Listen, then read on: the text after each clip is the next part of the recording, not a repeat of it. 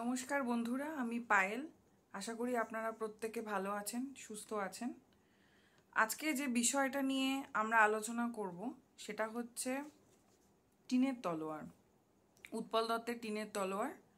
এবার টিনের তলোয়ারের আমার কাছে টেক্সটটা রয়েছে, আপনাদের কাছেও টেক্সট থেকে থাকবে।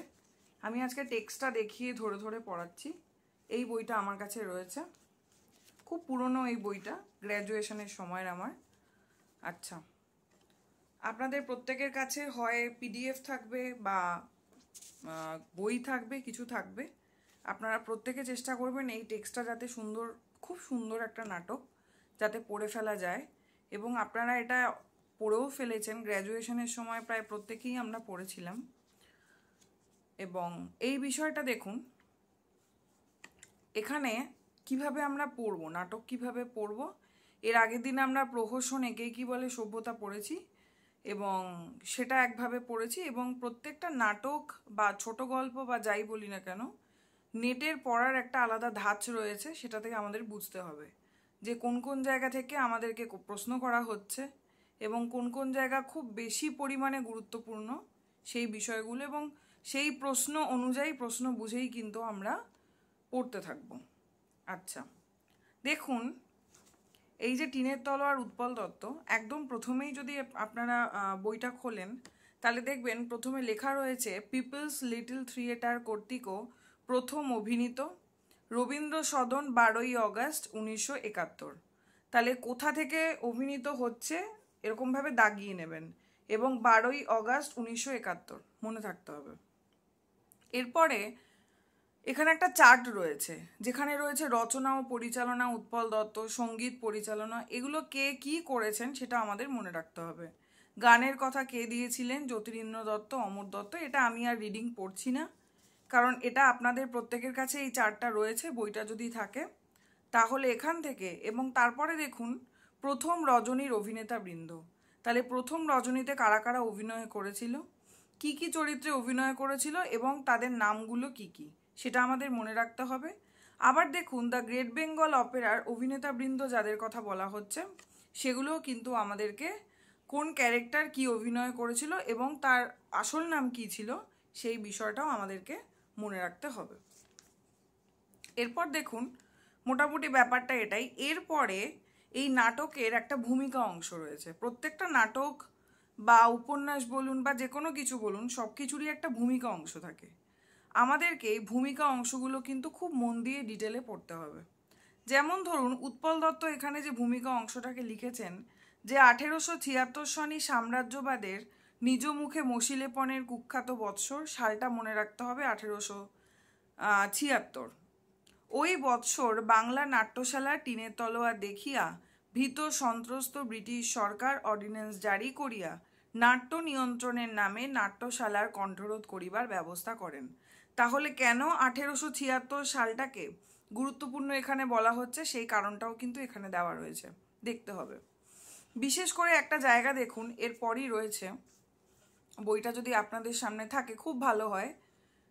দেখুন, বাংলার সাধারণ রঙ্গালয় শতবার্ষিকীতে প্রণাম করি সেই আশ্চর্য মানুষগুলিকে। এবার আপনারা দাগাতে শুরু করুন। যাহারা কুষ্ঠগ্রস্ত সমাজের কোনো নিয়ম মানেন নাই, সমাজ যাহাদের দিয়াছিল অপমান ও লাঞ্ছনা। এইটুকু ব্র্যাকেট করে 1 নম্বর লিখুন। তারপর দেখুন আছে, যাহারা মুৎসুদ্দিদের পৃষ্ঠপোষকতায় থাকিয়াও ধনীর মুখোশ টানিয়া খুলিয়া দিতে ছাড়েন নাই, এটা 2 নম্বর। 3 নম্বর হচ্ছে, যাহারা পশু শক্তির ব্যতীত মুখগহ্বরের সম্মুখে টিনের তলোয়ার নাড়িয়া পরাধীন জাতির হৃদয় বেদনাকে দিয়াছিল বিদ্রোহ মূর্তি, এটা 3 নম্বর পাচ্ছি। 4 হচ্ছে, যাহারা বহু পত্র পত্রিকা, বহু বাচস্পতি শিরোমণি, বহু রাজা মহারাজার শত পদাঘাতে জর্জরিত, এটুকু আমরা বলতে পারি 5 নম্বর। তারপরে হচ্ছে, যাহারা অপাংতেয় ছোট লোকের আশীর্বাদ ধন্য, যাহারা ভালোবাসা বা যাহারা অপাংতেয় ছোট লোকের আশীর্বাদ ধন্য, এটুকু ব্র্যাকেট করুন। আবার দেখুন পরেরটা, মানে যাহারা দিয়ে শুরু হচ্ছে সেই জায়গাগুলো আমরা ব্র্যাকেট করছি। এর কারণ এটাই যে আমাদেরকে আগে পিছে করে লিখতে দিতে পারে, যে এই প্রত্যেকটা লাইন তুলে দিয়ে বলতে পারে যে সাজিয়ে লেখো, কোনটা আগে হবে কোনটা পরে। তাই কোন কথাটা আগে বলা হয়েছে কোন কথাটা পরে বলা হয়েছে এটা আমাদের মনে রাখতে হবে, এবং ভূমিকা অংশ থেকে এরকম প্রশ্ন আসলেই আসতে পারে। আচ্ছা, তাহলে এভাবে যাহারা ভালোবাসার বিশাল আলিঙ্গন, এটা শেষ করবেন আপনারা এই বেড়াইতেছেন। তারপরে আবার যাহারা সৃষ্টি ছাড়া বেপরোয়া বাঁধনহারা, এটুকু আপনারা ব্র্যাকেট করুন। এরপর দেখুন যাহারা মাতাল উদ্দাম সৃষ্টির নেশায় উদ্দাম, এতটুকু। আবার যাহাদের মধ্যশক্তি অঙ্গুলি স্পর্শে ছিল বিশ্বকর্মার জাদু, দাগান। তারপরে দেখুন যাহাদের উল্লসিত প্রতিভায় সৃষ্টি হইল বাঙালির নাট্যশালা, জাতির দর্পণ বিদ্রোহের মুখপাত্র, ব্র্যাকেট করুন। আবার দেখুন আছে যাহারা আমাদের শৈলেন্দ্র সদৃশ পূর্বসূরি। এই যে এতগুলো কথা রয়েছে, অর্থাৎ কাদের কাদের কথা বলা হচ্ছে, যাহারা করে পরপর পরপর কি রয়েছে। এভাবে আপনারা, আমি একটা ট্রিক্স বলতে পারি, যে এভাবে পরপর মনে রাখা তো সম্ভব নয়, তাহলে পুরো এতটা কথা মনে রাখা না হতে প্রথমে আপনারা মনে রাখতে পারেন যাহারা কুষ্ঠগ্রস্ত কথাটা প্রথমে ছিল, তারপরে লাইনে যেটা 2 নম্বর সেটা হচ্ছে মুৎসুদ্দিদের, তাহলে কুষ্ঠগ্রস্ত মুৎসুদ্দিদের। তারপরে আসছে পশু শক্তির, তারপরে আসছে বহু পত্রপত্রিকা। এইভাবে করে আপনারা এমন জায়গাগুলোকে কিওয়ার্ড হিসাবে বেছে নিন এবং পরপর সাজিয়ে একটা গল্প বা একটা কবিতা, একটা যে কোনো ছন্দ বানিয়ে নিয়েও মনে রাখতে পারেন। আমি মোটামুটি এভাবেই রেখেছিলাম, আমি আপনাদের বললাম, হয়তো আপনাদের সুবিধা হলেও হতে পারে। আচ্ছা, ইতি প্রণত উৎপল দত্ত।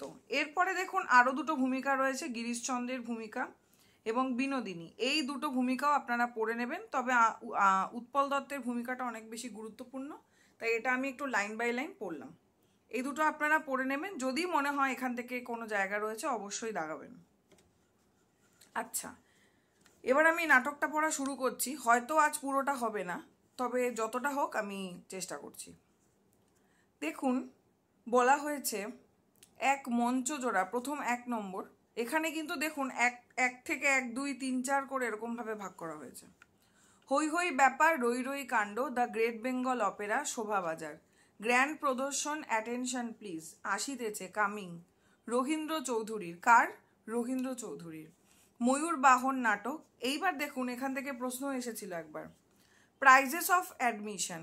দেখুন আছে রিজার্ভ সিট হচ্ছে 4 টাকা, ফার্স্ট ক্লাস পাচ্ছি 2 টাকা, সেকেন্ড ক্লাস পাচ্ছি 1 টাকা, তারপরে হচ্ছে বীরকৃষ্ণ দা স্বত্বাধিকারী প্রোপ্রিয়েটার।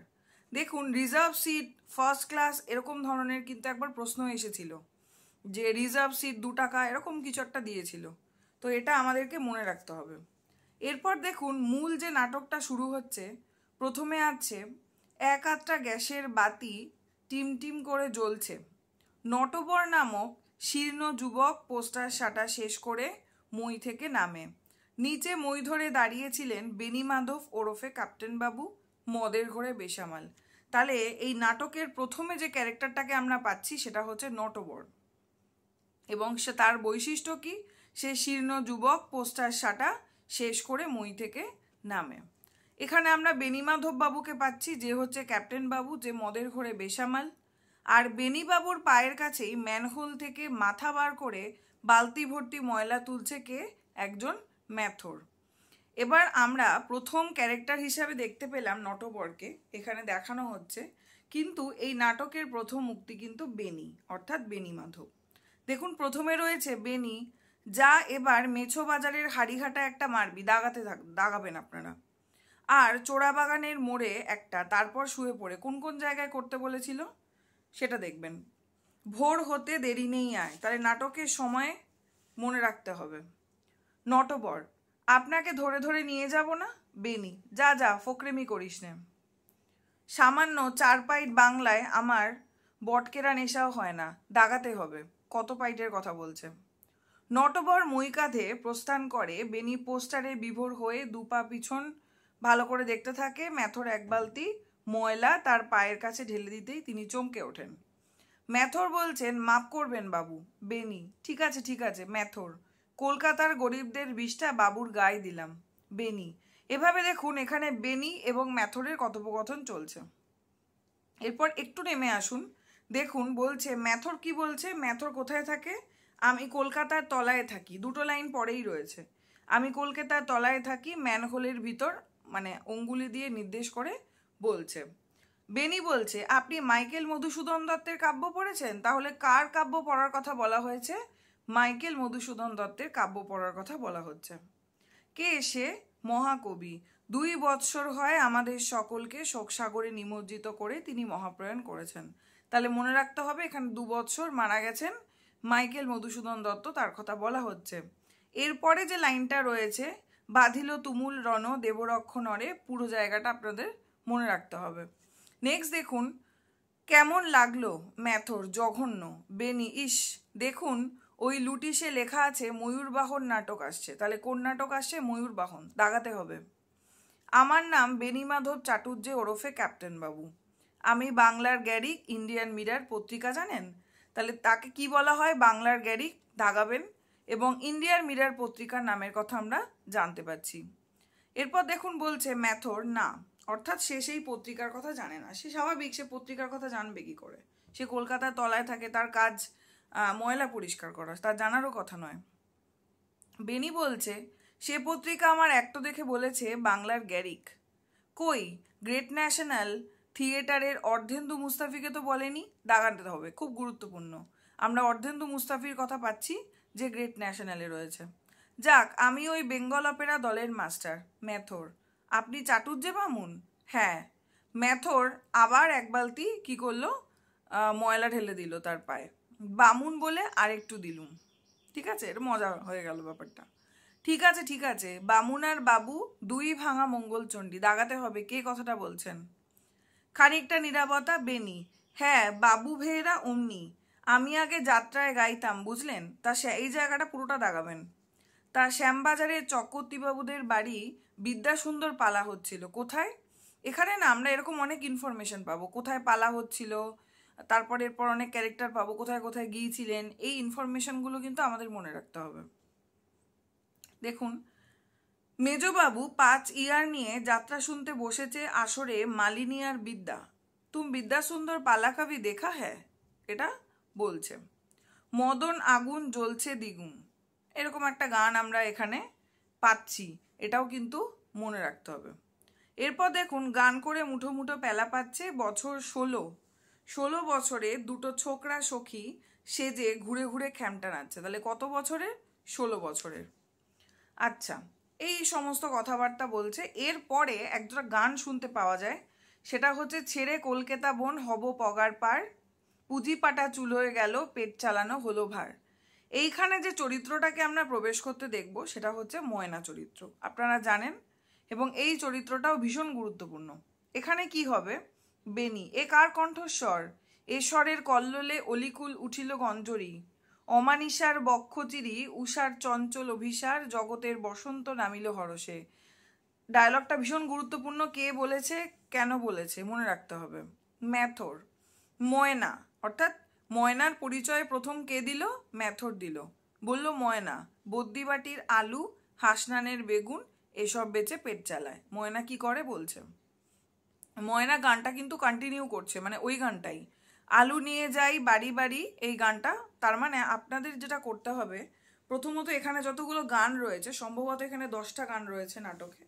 আজ পুরো নাটকটা আমাদের হবে না, কিছুটা হবে। নেক্সট দিন আমি যতটা করে হয় আমি পরের দিন হয়তো আমাদের শেষ হয়ে যাবে। আচ্ছা, কারণ ডিটেলে পড়তে গেলে অনেকটা সময় নিয়ে ধরে ধরে লাইন ধরে ধরে আমাদের পড়তে হবে।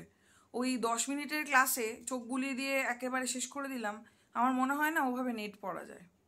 আচ্ছা, তাহলে আমি একটু হয়তো আমার ক্লাসগুলো আপনারা দেখবেন যে একটু সময় সাপেক্ষ বা একটু সময় লাগছে, কারণ আমি বিষয়গুলো প্রত্যেকটা লাইন ধরে ধরে পড়তে চাই এবং দাগিয়ে দাগিয়ে বুঝিয়ে বলতে চাই।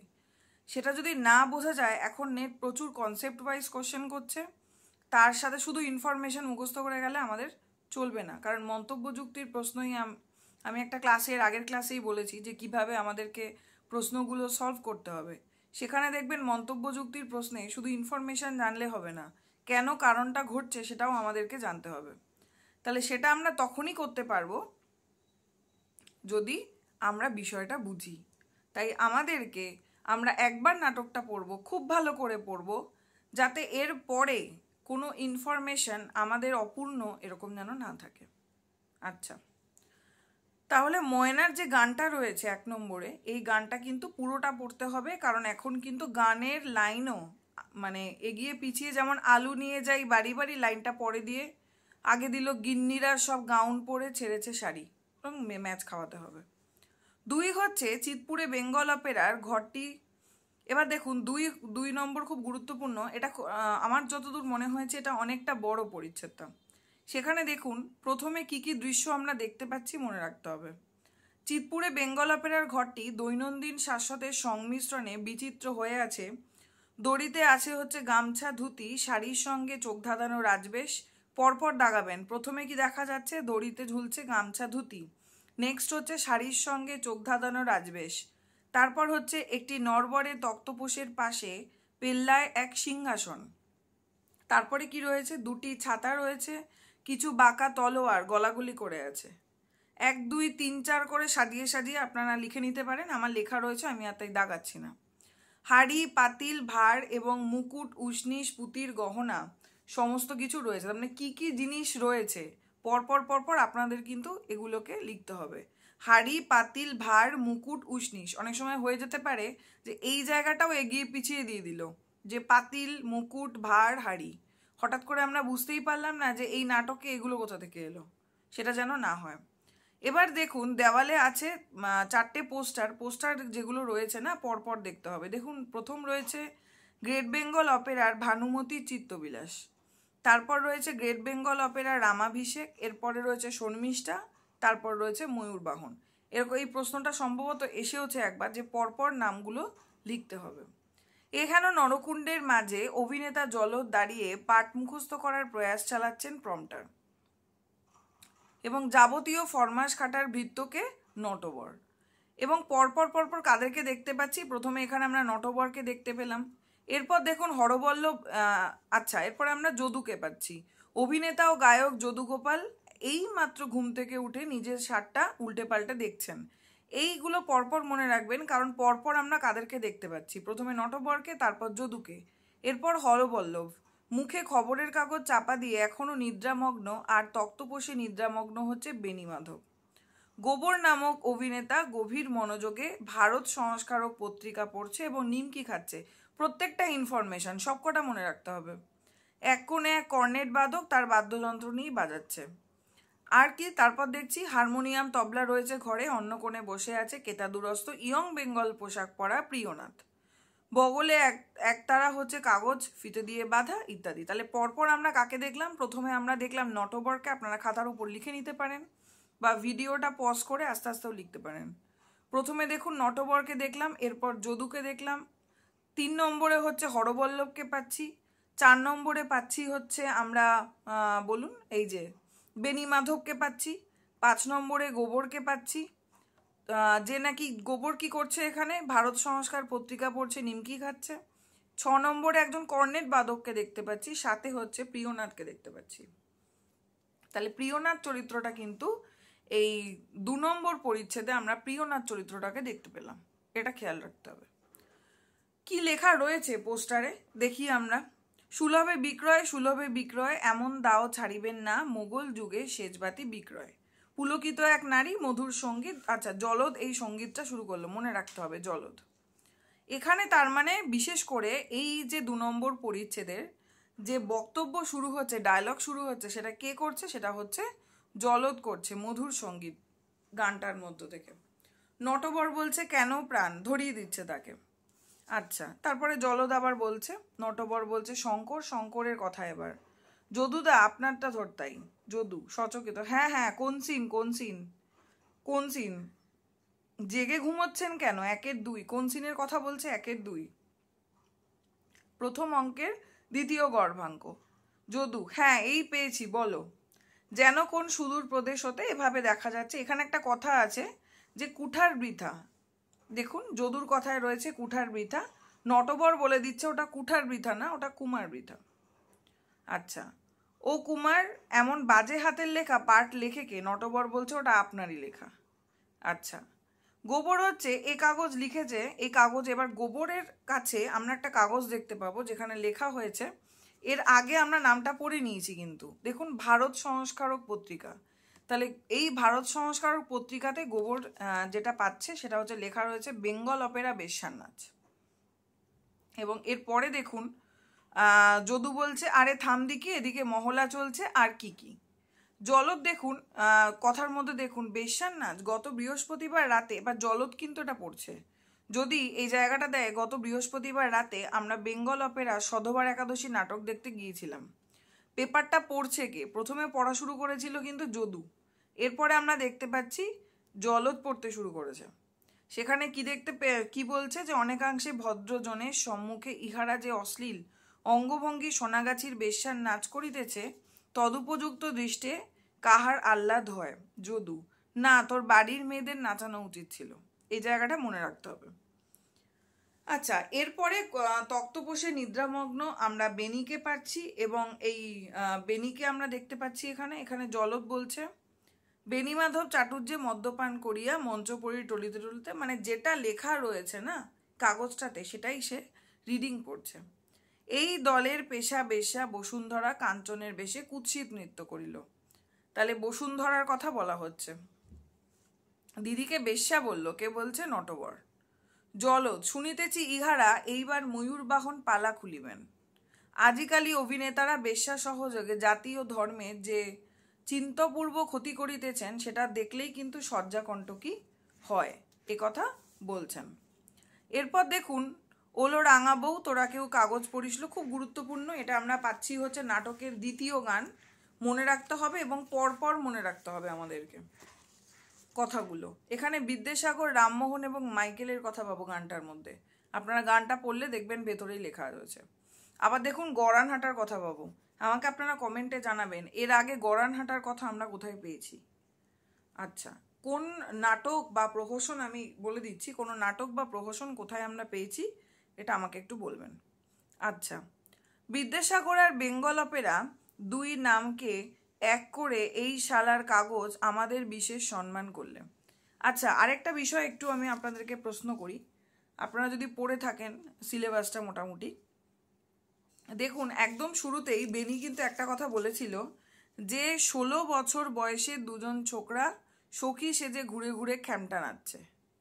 হ্যাঁ, এই যে প্রসঙ্গটা, এই পার্টিকুলার প্রসঙ্গটা কিন্তু আরেকটা উপন্যাসে আমরা দেখতে পারি। সেটা কোন উপন্যাস সেটা আপনাদেরকে জানাতে হবে, আমাকে কমেন্টে আপনারা জানাবেন।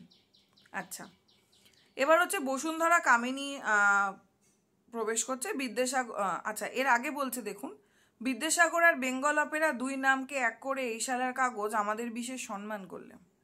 বসুন্ধরা কামিনী প্রবেশ করছে। বসুন্ধরা নাও নাও খেয়ে নিতে বলছে। জলদবাবু: নটবর বাজারে যাবি না? নটবর: জলদবাবু ছাড়ছেন না। জলদ: জানো তুমি মনোলোভা। জলদ কিন্তু পাট বলে যাচ্ছে। বসু বলছে, জলদবাবু মহলা দিতে ওপরে যাও, 5 ভূতের মধ্যে কি করে হয়? জলদ: আমায় মাস্টার বললে এ ঘরে বলতে হবে, সে শুনবে, অথচ সে ঘুমোচ্ছে। বসু বলছে, নটবরকে ছেড়ে দাও, বাজার হয়নি এখনো। এরপরে আমরা দেখতে পাবো যে নটবরকে 8 আনা দেওয়া হয়েছে বাজারে যাওয়ার জন্য। সে বলছে যে 8 আনায় কি হবে? বসু বলছে যে আস্তে আস্তে, এবং এই কথাটা সবাই শুনে ফেলবে, মর ছোড়া উনপা জুড়ে বড়া খুঁড়ে। এই কথাটা কিন্তু বসু বলছে নটবরকে। নটবর বলছে সেই কথাই যে 8 আনা এত লোকের কি হবে? বসু বলছে ঘরে একটাও পয়সা নেই, বেচবার মতন বিশেষ কিছু নেই, ল্যাম্পোটা বিক্রি হচ্ছে না, এবার যে কি বেচি, সিংহাসনটা তো আর কোনো পালায় লাগছে না। নটবর বলছে, না না, আমি সিংহাসন বেচতে দেবো না, শেষ পর্যন্ত দেখা যাবে যে তুমি যুবরাজ ময়ূরবাহনকে নাগা সন্ন্যাসী করে স্টেজে পাঠাবে। খুব গুরুত্বপূর্ণ জায়গা, দাগাবেন। বসু বলছে, আবাগির বেটা, একটা চড়ে বদন বিক্রে দেবো, দাগাতে হবে। এখানে বেশ কিছু গালাগালিও আপনারা দেখবেন, খুব স্বাভাবিক, সেই সময় এরকমভাবেই কথা বলা হতো। আচ্ছা, প্রিয় বলছে, আচ্ছা এরপরে বলছে বেঙ্গল অপেরা ওঠে না, তুলে দেওয়া যায় না। অর্থাৎ বেঙ্গল অপেরাকে নিয়ে আমরা এরপরে দেখব যে একটা স্বপ্ন গড়ে তুলেছে। এক হচ্ছে বেণীমাধব, আরেক হচ্ছে বসুন্ধরা, এবং এখানে হরপল্লব রয়েছে, তাই জন্য এই কথাটা বলছে। প্রিয় হচ্ছে বেণীমাধব বাবুর সঙ্গে সাক্ষাৎ প্রার্থী প্রিয়নাথ এসেছে, প্রিয়নাথ মল্লিক, এবং প্রিয়নাথকে কেউ মনে করতে পারছে না। সে বলছে গতকালও এসেছিলাম, তার আগের দিনও এসেছিলাম। আচ্ছা, এরপরে দেখা যাচ্ছে এখানে আমরা দেখতে পাবো যে বসুন্ধরা যিনি রয়েছেন, গলা ভালো থাকে, জিরে রসুন ঘি এসব জাল দিয়ে তৈরি করেছি, তোমায় গাইতে হবে, অর্থাৎ এখানে গান গান হচ্ছে যদু, যদু হচ্ছে গান গান, যদু গোপাল বাবু, ওই জন্য তাকে খেয়ে নিতে বলছে এটা। গোবর হচ্ছে মাঝে মাঝে আমার মনে হচ্ছে হরবল্লভ বাবু মরে গেছেন। কেন?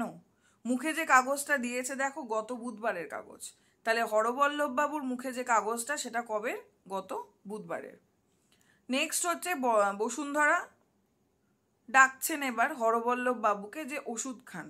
হরবল্লভ বাবু উঠেছেন এবং বলছেন আমি শীঘ্রই উন্মাদ হব, ঘুম ভাঙিয়ে ঘুমের ওষুধ খাওয়াচ্ছে। জলদ, এই বইয়ে প্রেতাত্মার পাঠ করছে কে?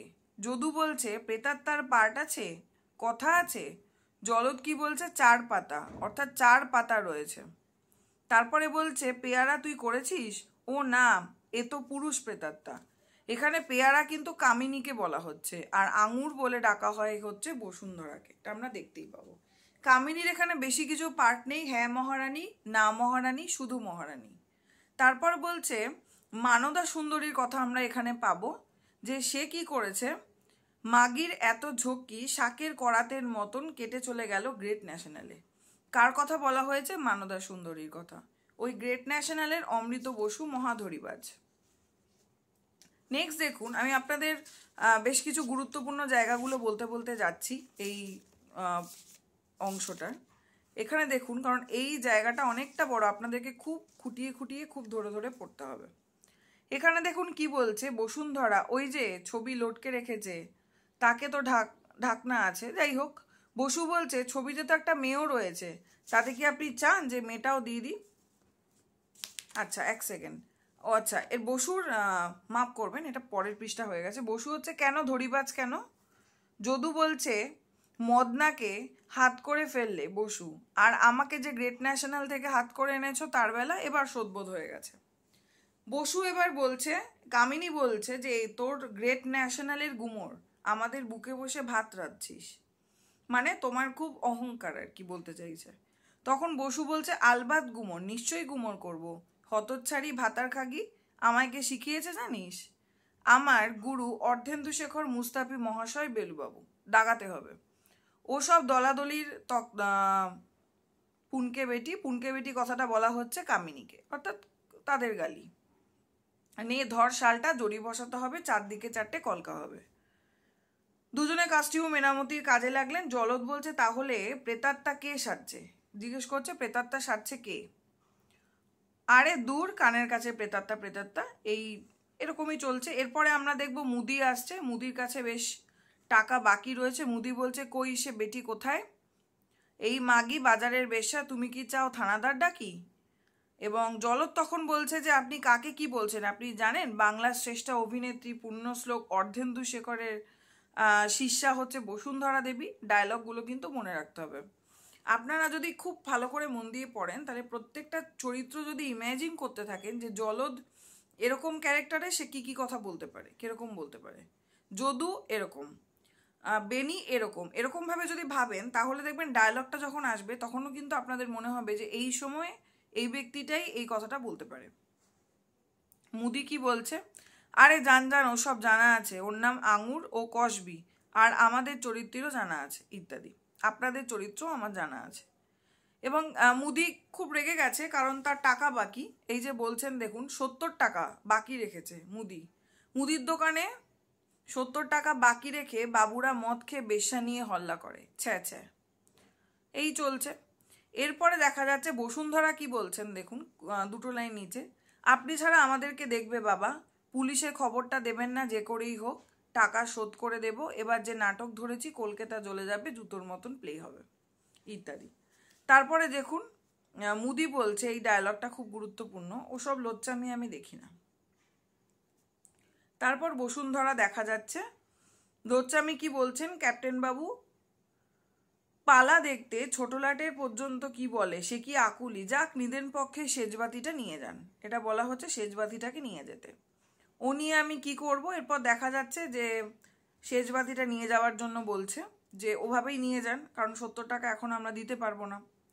এরপরে দেখা যাচ্ছে 70-এর 4 গুণ দাম পাবেন বলা হচ্ছে বসু বলে কোনো মতে দিয়ে দিতে চাইছে, মানে চুপ করে দিতে চাইছে। এসব জন্মে দেখিনি বাবা, ভারী তো, এর কাচের ঢাকনা কোথায়? কিসের ঢাকনা? এর ওপরে ঢাকনা আছে তো, মানে ছবিটায় আছে, এবং বলছেন ওই যে ছবি লটকে রেখেছো ওতে ঢাকনা আছে, ছবিতে তো একটা মেয়েও রয়েছে, তাহলে আপনাকে একটা মেয়ে ছেলে দেব?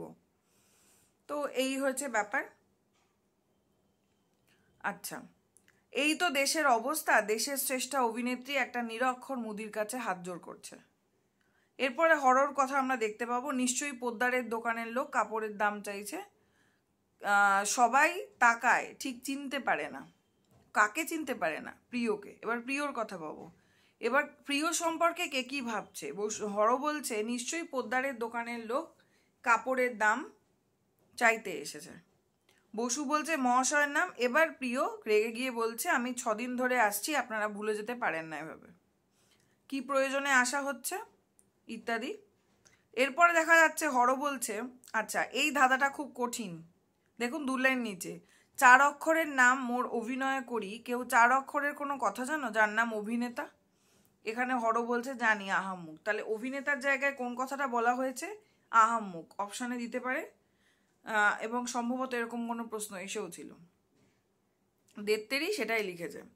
দিদি একবার 3-এর 6টা বলো না গো তোমার সঙ্গে, মানে 3 তৃতীয় অঙ্কের ষষ্ঠ দৃশ্য 6 বলতে বলছে। এরপরে সে বসু 3-এর 6টা কোনটা বাবু এবার বলতে শুরু করেছে।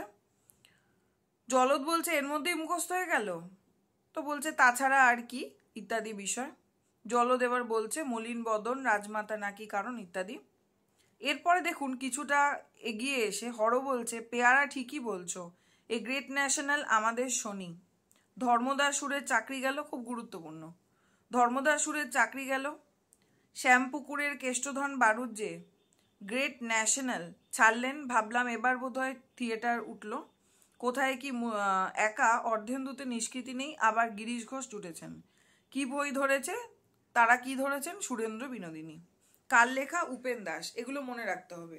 উপেন দাস আবার কি লিখেছিলেন? শরৎ সরোজিনী লিখেছিলেন। দাগাতে হবে, এই জায়গাগুলো খুব গুরুত্বপূর্ণ, দাগাবেন। হর বোঝো অমৃতলালের মনে ভুনিবাবুর হীরকচূর্ণ নামলো, গুরুত্বপূর্ণ। সঙ্গে সঙ্গে লোকের বান ডেকে গেল, আর আমাদের হিরোইনই নেই এখনো। হীরকচূর্ণতে স্টেজের ওপর আস্ত রেলগাড়ি চলছে। তাহলে কোন নাটকে বা কোন ইয়েতে স্টেজের ওপর আস্ত রেলগাড়ি চলছে? সেটা হচ্ছে হীরকচূর্ণ। এটা কিন্তু মনে রাখতে হবে। এরপর দেখুন ক্যাপ্টেন বাবু কার নাম, কি চাই সেটা ওকেই বলবো, আমি লিখে দিতে পারি এই দেখুন এরপর না ময়না যে এসেছে, ময়নাকে নিয়ে অনেকে অনেক কমেন্ট করছে, কে কি বলছে। হর দেখুন বলছেন আমি বলে দিতে পারি, লিখে দিতে পারি, এ হচ্ছে এক শোচনীয় সংবাদের বাহিকা। আবার দেখুন কিছুটা লাইন পরে যদু বলছে জাগাও বাবুকে জাগাও, এ ছদ্মবেশী নারীদস্যু হতে পারে। নেক্সট দেখুন জলদ বলছে পুলিশের চরও হতে পারে। দাগাতে হবে প্রত্যেকটা এবং কে কি বলছে মনে রাখতে হবে। বাদিকে নাম দিয়ে ডান দিকে তাদের উক্তিগুলো দিয়ে দিতে পারে এবং ম্যাচ করতে হবে। নেক্সট হচ্ছে গোবর, পুলিশের বড় কর্তা ল্যাম্বো সাহেব না তো, কারণ সে ঘোরাফেরা করে ছদ্মবেশে। এই যে পরপর 4 জন। বসু পেয়ারা তামুক সাজো, আমি বাবুকে ডাকবো। অর্থাৎ ময়না এখানে এসছেন এবং তাকে বেনিবাবু আসতে বলেছেন এবং বেনিবাবু ঘুমোচ্ছেন, এই জন্য ওরা এরকম উক্তি করছে ময়নাকে দেখে। এবং তারপর বসু মানে বসুন্ধরা তিনি বেনিকে ডাকতে যাচ্ছেন। এবার হরও আবার তাকে দেখে কি বলছেন, ডাকাতি পড়েছে, ডাকাতের ফিমেল সংস্করণ, একদম লাস্ট লাইনটা। এগুলো খুব গুরুত্বপূর্ণ। নেক্সট দেখুন বেনি। এবার বেনি উঠেছে, উঠে বলছে স্পষ্ট দেখলাম ওখানে কোনো ভীম দর্শনা চামুন্ডা বসে আছে, কিন্তু তা তো হতে পারে না, এতে শোভাবাজার আমাদের থিয়েটার, এখানে তো অমন কাণ্ড ঘটতে পারে না। তাহলে ভীম দর্শনা চামুন্ডা ভেবেছিল বেনি। তারপরে দেখুন আবার কিছুটা নিচে বেনি বলছে ওই সুপর্ণাখাকে এখনই বিদায় করো। অর্থাৎ বেনি মদের ঘরে কি বলেছিলেন খেয়ে সে তো ভুলেই গেছে। এবং এখানে এসেছেন ময়না, সেই কথা বলছে যে ভোররাত্রিরে আপনার সঙ্গে দেখা হলো, তখন বেনি বলছে এই সুপর্ণাখাকে এখনই বিদায় করো। তাহলে সুপর্ণাখা এবং ভীষণ দর্শনা চামুন্ডা এই দুটো উক্তি ময়না সম্পর্কে করেছেন কিন্তু বেনি। ময়না তোমাদের ওই ক্যাপ্টেন বাবুটো দেখছি ভুরুঙ্গে বজ্জাত, জায়গাটা দাগাতে হবে। বেনি 2 পয়সা দিয়ে বিদায় করে দাও ইত্যাদি। এবার ময়না বলছে শালা বেল্লিক কোথাকার, মানে তোর মাকে পয়সা খাওয়াস ইত্যাদি গালাগালি দিচ্ছে। সে রেগে গেছে, কারণ সে হচ্ছে সমস্ত কিছু তার যে ছাতুবাবুর বাজারে, এই যে এরপরেই আমরা দেখব, গলা ফুলো পায়রা আমাকে মিছিমিছি দৌড় করালো, বেনির কথা বলছে। আমার আলুর ঝাঁকা পড়ে আছে ছাতুবাবুর বাজারে, বেনি উঠে আসেন। তুমি কি আমাকে অবলীলাক্রমে ডি শার্পে গান শুনিয়েছিলে? তার মানে যে গানটা গেয়েছিল সেটা কিন্তু ডি শার্পে। ছেড়ে কলকাতা বন হব পগার পার ইত্যাদি। 9টার তোপ পড়ে গেল। আচ্ছা, এরপরে হচ্ছে বেনি, পেয়ারা এই মেয়ে ছেলেকে নিয়ে যা কলতলায়। কলতলায় নিয়ে গিয়ে তাকে মেজে ঘষে গরম জল দিয়ে গা পুছে রং টং করে রাজকুমারী অনুরাধার বেশে নিয়ে আসতে বলে। অর্থাৎ যেই অনুরাধা চরিত্রে অভিনয় করবে হচ্ছে ময়না। এবং এখানে বলে সে লজ্জা পাবে। ময়না বলে যে আমি এভাবে স্নান করতে পারবো না। আচ্ছা, এখানে দেখা যাবে যে ময়না কামিনীকে বলছে তুই এখনো পোড়া কাঠ। আচ্ছা, এরপর কয়েকটা লাইনে পরে দেখুন, বেনি বলছে এটা থিয়েটার, রাগ লজ্জা ভয়ে 3 থাকতে নয়। কামিনী পেয়ারা বলছে ছুস নে। পেয়ারা মানে কামিনীকেই তো পেয়ারা বলা হচ্ছে, তাকে বলছে ছুস নে, তোকে ছুতে আমার বয়ে গেছে। যাই হোক, এরপরে দেখা গেল যে এই যে তাকে হিরোইন করা হবে, এটা নিয়ে অনেক সমস্যা অনেকের। এবং এখানে জলদ বলছে ওই ভিকিরিটা আমার হিরোইন হবে, তুমি হবে ওর হিরো, উঠে পড়ে লাগো নইলে ওর অসুবিধা হবে। জলদ বলছে কি জাত? আমি কায়েত। তাহলে জলদের জাত হচ্ছে কায়েত, যার সঙ্গে সঙ্গে অভিনয় করতে পারবো না। সে বলছে দরজা খোলা আছে, চলে যাও। আচ্ছা, এরপরে হর বলছে অনুরাধা বড় শক্ত পাঠ বাবু, পড়ে দেখলাম নাটকটা শেক্সপিয়ারের হ্যামলেট আর ম্যাকবেথ মিশিয়ে দেওয়া। ওফিলাই হচ্ছে অনুরাধা। দাগাতে হবে, জায়গাটা গুরুত্বপূর্ণ। এরপর দেখুন বেনির ডায়লগ যেটা রয়েছে খুব ইম্পর্টেন্ট, তার নিচের লাইনের দিকে আসুন। 20 বৎসর একাদিক্রমে অভিনয় করে বুঝলাম আমি অভিনয় করতে জানি না। তখন অভিনয় ছেড়ে দিলেন না কেন? এই যে প্রিয়র প্রথম কথা বলছে, তখন অভিনয় ছাড়লেন না কেন? ততক্ষণে আমি বাংলার শ্রেষ্ঠ অভিনেতার খ্যাতিতে প্রতিষ্ঠিত হয়ে গেছি। সকলেই মৃদু হাসি, কিন্তু আমি শিক্ষক, আমি স্রষ্টা। এটা খুব গুরুত্বপূর্ণ একটা ডায়লগ। আমি তাল তাল মাটি দিয়ে জীবন্ত প্রতিমা গুড়ি, আমি একদিক থেকে ব্রহ্মার সমান, আমি দেবশিল্পী বিশ্বকর্মা। পুরোটা দাগাতে হবে এবং পরপর মনে রাখতে হবে কোন কোন কথাগুলো বলা হয়েছে। আরম্বিলা মহাতপ, এটাও মনে রাখতে হবে। তারপরে হচ্ছে প্রিয় ও কি হলো বিশ্বকর্মার পিঠে পাড়ার ছেলেরা ইট মারলে। আচ্ছা, ইট ঠেকায়কে ইত্যাদি ঘটনা ঘটছে এখানে খুব একটা দাগানোর জায়গা নেই। নেক্সট দেখুন, কিছুটা পরে বেনি বলছে মহাশয় কি, মানে প্রিয়কে এবার কেউ চিনতে পারছে না, সেদিন কে। তখন সে খুব রেগে যাচ্ছে যে আমি এই নিয়ে 6 দিন ধরে ঘুরছি, তারপরও আপনারা এতবার করে নাম বলছি তাও বুঝতে পারছেন না। তখন বেনি বলছে মহাশয় কি কুইন ভিক্টোরিয়ার নাচ জামাই যে আমাদের মনে রাখতে হবে, নাকি গায়ত্রী যে জব করতে হবে? প্রিয় কাজের নমুনা তো দেখছি, ঘুমোচ্ছেন বেলা 9টা পর্যন্ত। সবাই সচকিত, কারণ বেনির মুখের উপর এরকম কথা কেউ বলে না, তাই সবাই সচকিত হয়ে গেছে। এরপর দেখা যাচ্ছে প্রিয় নিজের পরিচয় দিচ্ছে। বেশ কয়েকটা ইয়ের পরে দেখুন নিচে আছে, প্রিয় বলছে যে তার কি জাত, সে হচ্ছে স্বর্ণবণিক। বেনি বলছে যে নদুর যে খচ্চরটা এই দলের মালিক, সেও শালা স্বর্ণবণিক। মহাশয় তার কিছু হন? প্রিয় বলছে সার্টেনলি নট। কি বললেন? Certainly not. এরপর আমরা দেখতে পাবো যে প্রিয় যেই কথাগুলো বলছেন সেই কথাগুলোর ইংরেজি তর্জমা করে দিচ্ছেন হচ্ছে হরবল্লভ। এইভাবে তাদের মধ্যে কথা হচ্ছে। এই জায়গাটা আপনাদের খুঁটিয়ে একবার পড়ে নিতে হবে। এখানে দেখুন প্রিয় বলছে আমি একজন জিনিয়াস, বলছেন যে প্রতিভাধর কুল মার্তণ্ড, এইভাবে মানে ইংরেজি করে করে বলছেন।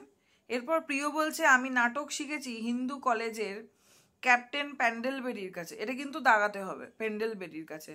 আমি অভিনয় করেছি ইংরাজিতে পার্ক স্ট্রিটের সা সুসি থিয়েটারে। খুব গুরুত্বপূর্ণ, দুটো দাগাতে হবে ইনফরমেশন। কি করেছেন বলছেন। বেনি বলছে কাল রাতে একজন ম্যাথর আমাকে ঠিক এই কথাগুলোই বলেছিল। এরপর মুড়ি দেওয়ার কথা বলা হয়েছে, একে মুড়ি দাও। হাঙরের মতো ক্ষুধার্ত, এই যে বলছে আই এম হাংরি, তার বাংলা বলছে হাঙরের মতো, মানে ইংরেজি বলছে, বাংলায় বলে দিচ্ছে হাঙরের মতো ক্ষুধার্ত। আচ্ছা, প্রিয় বলছে সে বিয়ে করেনি, বাপ মা আমায় দেখতে পারে না। বাপ বলে গদিতে বসে বসে ওর লোহার ব্যবসা দেখতে হবে, দাগাবেন লোহার ব্যবসা বাবার, ওল্ড ফুলস। মাঝে মাঝে আমায় শিকল দিয়ে বন্দি করে রাখে। বেনি, প্রিয়নাথ মল্লিক নামটা আমি আগে কোথায় যেন শুনেছি। বেনি বলছে, মহাশয় কি কখনো এ ঘরে চুরি টুরি করতে এসে ধরা পড়েছেন? প্রিয় বিষম খায়। যিনি চুরি করতে ধরা পড়েছিলেন তার নাম প্রিয়রঞ্জন, মনে রাখতে হবে, তার নাম হচ্ছে প্রিয়রঞ্জন, প্রিয়নাথ নয়। আচ্ছা, এরপরে দেখা যাচ্ছে, একটু এগিয়ে আসুন, এখানে দেখুন প্রিয় বলছে তাকে যে নাটকটা দেওয়া হয়েছিল আগে পড়তে, এবং তাকে বলছে যে সেটা কি মানে পড়া হয়েছে, কেমন লাগলো নাটকটা। বেনি বলছে বেশ, মানে আসলে পড়েনি সে, তাই বলছে প্রথম 2 অঙ্কের গতি কিছু স্লথ, কিন্তু তৃতীয় অঙ্কের দ্বিতীয় গর্ভাঙ্ক নাটকের গতি দুর্বার হয়ে এসছে।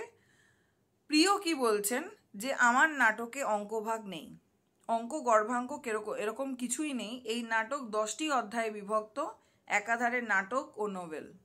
অর্থাৎ পলাশির যুদ্ধ সংক্রান্ত যে নাটকটা প্রিয়নাথ লিখেছিল এবং তাদেরকে দিয়েছিল, তারা সেই নাটকটা সম্পর্কে বেনিকে জিজ্ঞেস করা হচ্ছে যে কেমন লেগেছে প্রিয়নাথ, তাতে বলছেন যে তার 10টা অধ্যায়ে বিভক্ত। বেনি এই মরেছে, স্পষ্টতই প্রতীত হচ্ছে পড়েননি, ডিসগাস্টিং। আচ্ছা, এরপরে দেখা যাচ্ছে এর বাংলা মানে সমস্ত কিছুই তর্জমা করে আবার হরো বলে দিচ্ছেন। আমি এই পৃষ্ঠা অবধি লাস্ট আজকে পড়ছি, এর পরবর্তী ক্লাসে বাকিটা করব, কারণ একবারে এতটা করাটা সম্ভব না। আমার নাটকটা ছিল পলাশির যুদ্ধ, ব্রিটিশ দস্যু জালিয়াত ক্লাইভের মুখোশ উন্মোচন, দাগাতে হবে।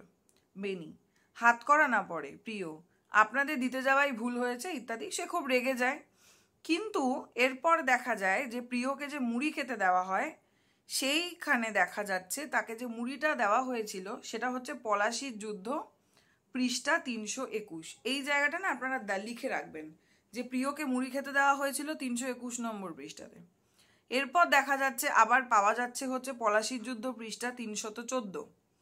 আচ্ছা, কার কাছে কি কি রয়েছে এরপরে পরবর্তী আরও দেখা যাবে যে কার কাছে কোন কোন পৃষ্ঠাগুলো গেছে। এখানে দেখুন আর বলছে ফ্ল্যান্ডার্স মানে ইত্যাদি। এখানে দেখুন আমারই দোষ হয়েছে, আমারই দোষ প্রিয়, আমি বেনাবনে মুক্ত ছড়িয়েছি। লাইনটা খুব গুরুত্বপূর্ণ। গোবর বলছে 31 নম্বর পেজ আমার বইতে, বলছে আমার হাতে পৃষ্ঠা হচ্ছে 315, তাহলে গোবরের হাতে 315, যদুর হাতে 322। প্রিয় এবার বলছে, এগুলো লিখবেন, যদুর হাতে কত নম্বর, গোবরের হাতে কত নম্বর, কত নম্বরে প্রিয়কে খেতে মানে মুড়ি খেতে দেওয়া হয়েছিল, সেই পৃষ্ঠাটার নাম্বার কত ছিল, এইভাবে প্রত্যেকটা কিন্তু মেনশন করতে হবে। এটা খুব গুরুত্বপূর্ণ একটা জায়গা। প্রিয় বলছে 3 বছর ধরে তিনি আর কি এটা লিখেছেন নাটকটা, এই নিয়ে খুব রাগারাগি হচ্ছে।